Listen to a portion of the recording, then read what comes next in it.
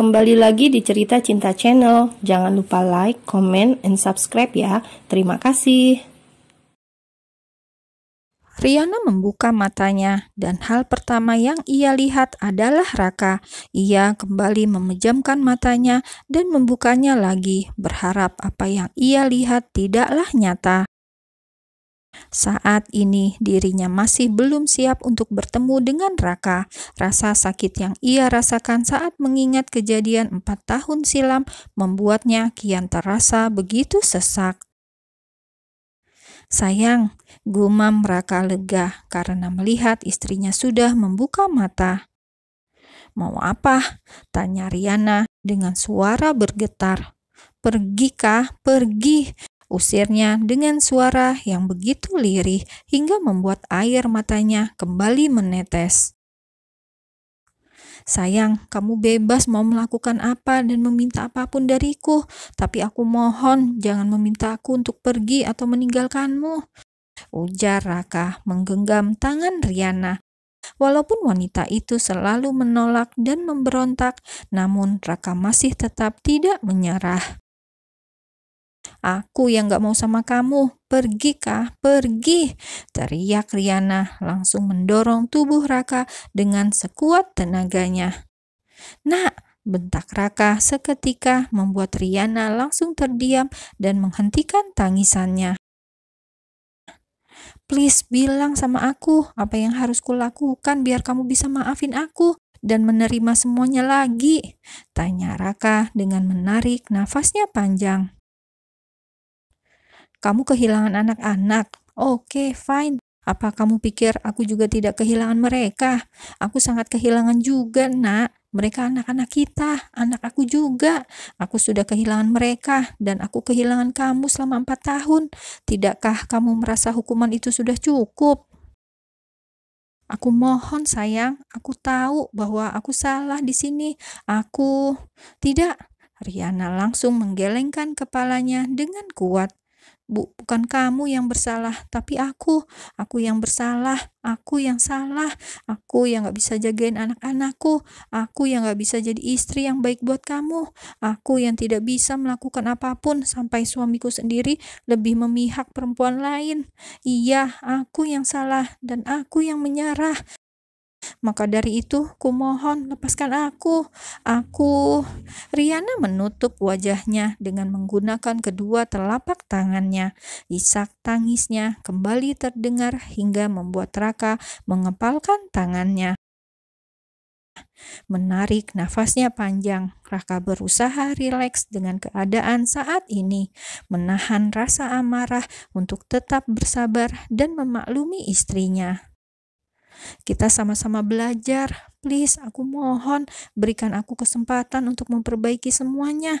Aku mohon, sayang, ucap Raka seraya memeluk Riana dan terus meminta kesempatan. Kita memang gak ditakdirkan untuk bersama, Kak. Aku bukan untuk kamu, begitupun sebaliknya.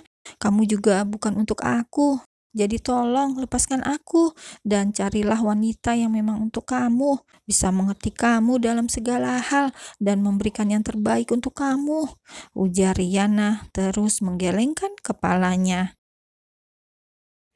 Astaga, nak. Raka langsung melepaskan pelukannya dan mengusap wajahnya dengan sangat kasar. Harus berapa kali lagi aku meminta dan memohon sama kamu, hah? Tidakkah ada sedikit saja cinta di hati kamu untuk aku? Tanya Raka menatap istrinya. Tidak, jawab Riana dengan cepat. Tidak ada lagi cinta. Perasaan itu sudah lama mati terkubur bersama anak-anak. Jadi jangan tanyakan lagi soal perasaan. Lepaskan aku dan tinggalkan aku. Pergi, teriak Riana kembali mendorong tubuh Raka agar menjauh.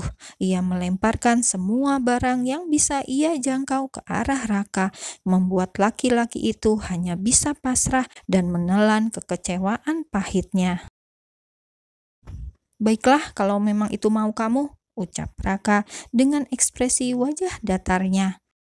Aku janji tidak akan menemui kamu lagi. Tapi kapanpun kamu mau, kamu bisa menemuiku di rumah kita. Imbuh Raka. Lalu ia memilih untuk pergi meninggalkan ruangan Riana. Hari demi hari berlalu. Sejak kejadian saat itu, Raka benar-benar menepati janjinya untuk tidak menemui Riana lagi. Ia sudah tidak pernah lagi datang untuk menjenguk Riana atau sekedar mengirimkan pesan chat saja tidak. Raka benar-benar menghilang bak ditelan bumi.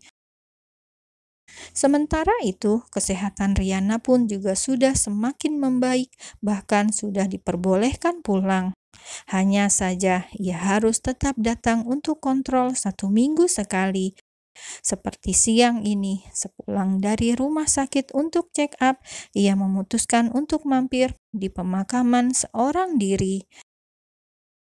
Ya, seorang diri. Sebenarnya ia pergi check up bersama Mam Nasya, hanya saja ketika pulang ia ingin sendiri dan menyuruh Mam Nasya agar pulang terlebih dulu. Awalnya Mam Nasya juga merasa keberatan dan tidak tega, akan tetapi ia akhirnya memberikan waktu untuk putrinya menenangkan diri. Halo, gumam Riana pelan dengan suara yang sedikit bergetar dan air mata yang sudah membanjiri wajahnya. Tangannya terulur untuk menyentuh sebuah pemakaman kecil berbaris 3 yang begitu kecil dan mungil. Jantungnya semakin berdetak begitu kencang dengan tubuh yang bergetar hebat. Maafkan Bunda sayang, maafkan Bunda yang baru datang untuk kalian. Riana merasa tidak cukup mampu untuk bersuara. Setiap kata yang ia keluarkan, rasanya ia membutuhkan begitu banyak perjuangan. Rasanya begitu sesak, bahkan sangat sesak, membayangkan ketiga bayinya yang sudah tiada di depan matanya. Seandainya mereka masih ada, mungkin saat ini sudah memasuki usia sekolah dan pasti akan sangat menggemaskan ia memiliki 3 anak seperti itu. Seharusnya Bunda bisa menjaga kalian dengan baik. Seharusnya Bunda bisa lebih hati-hati lagi. Dan seharusnya Riana menutup wajahnya dengan tangan. Isak tangisnya terus terdengar hingga membuat seseorang yang berdiri di balik pohon itu merasa sangat ingin menghampirinya. Andai boleh memilih, Bunda akan meminta agar Tuhan mengembalikan kalian dan menggantikan Bunda yang ada di sana. Seandainya begitu mudah, imbuh Riana terus bergumam di sela isak tangisnya. Riana memeluk ketiga makam itu sambil terus menangis dan bergumam, dan mungkin perlakuannya itu sudah mengundang perhatian beberapa orang yang mengunjungi pemakaman tersebut. Akan tetapi Riana tidak memperdulikannya. 4 tahun dirinya melupakan ketiga anaknya dan kini dirinya baru memiliki kesempatan untuk mengunjungi mereka. Sungguh rasanya sangat sesak batin Riana. Karena terlalu lama menangis dan bergumam, akhirnya Riana merasa kelelahan dan tertidur di pemakaman. Rian, jadi gimana? Kamu yakin mau tetap beli rumah itu? Tanya Raka membuka suaranya.